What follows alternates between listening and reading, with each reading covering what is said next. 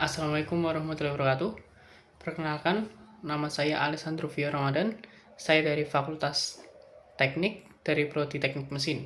Di kesempatan kali ini saya akan membuat review buku berjudul Negeri Lima Menara.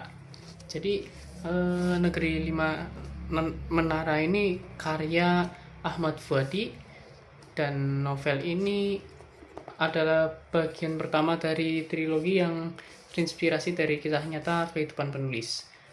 Jadi saya akan mereview buku ini secara singkat. Cerita dimulai di sebuah desa kecil di Malinjau, Sumatera Barat. Tokoh utama kita adalah Alif Fikri, seorang remaja yang baru lulus SMP, dan Alif bercita-cita masuk SMA dan melanjutkan kuliah ke ITB seperti idolanya, yaitu Burhanuddin Yusuf Habibie. Namun ibunya justru menginginkan Alif untuk pergi ke pesantren agar menjadi ulama.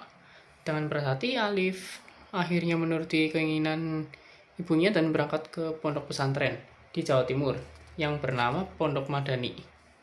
Dan di pondok tersebut, Alif bertemu dengan sahabat-sahabatnya, yaitu namanya Said dari Surabaya, Dul Majid dari Sumeneb, Atang dari Bandung, lalu Baso dari Goa, dan Raja dari Medan.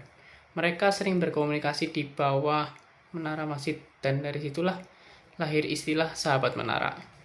Bersama mereka memegang moto Manjada Wajada, yang artinya siapa yang bersungguh-sungguh akan berhasil. Selama di pesantren, Alif dan kawan-kawan menjalani kehidupan yang keras tapi penuh makna. Mereka belajar berbagai bahasa, ilmu agama, dan juga ilmu umum.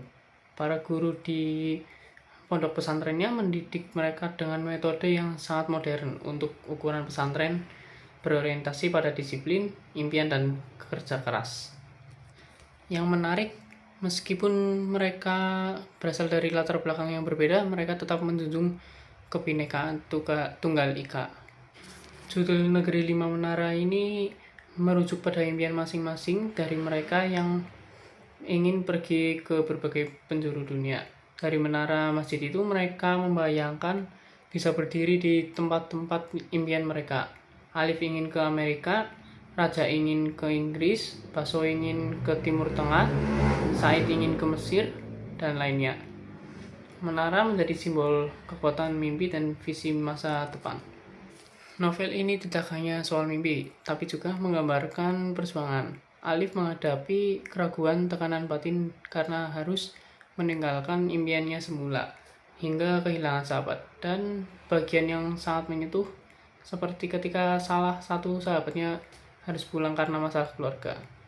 Konflik batin dan ketekunan mereka menjalani kehidupan di pesantren menjadi bagian yang penting yang bisa menginspirasi pembaca untuk tidak menyerah meskipun keadaan tidak sesuai harapan. Cerita ditutup dengan Alif yang akhirnya berhasil melanjutkan kuliah di Bandung dan kemudian mendapatkan kesempatan untuk ke luar negeri, tepatnya ke Amerika Serikat. Impian yang sejak lama ia tanamkan di bawah menara. Akhir cerita menggambarkan mantra Manjada Wajada bukan hanyalah sekedar kalimat, tapi kunci menuju keberhasilan.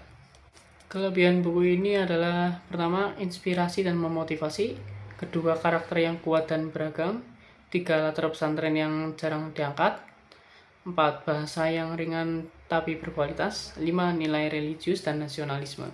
Kekurangannya di sini adalah plot agak lambat, terus pengembangan tokoh sampingan kurang dalam, penokohan sedikit terlalu ideal, sedikit klise di beberapa dialog.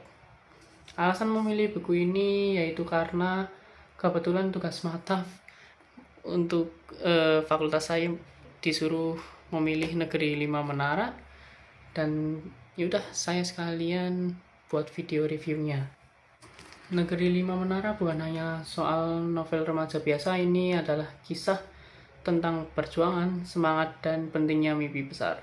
Ahmad Fuadi berhasil menyampaikan pesan moral tanpa menggurui dengan gaya bahasa yang ringan namun menyentuh. Sekian dari saya. Wassalamualaikum warahmatullahi wabarakatuh.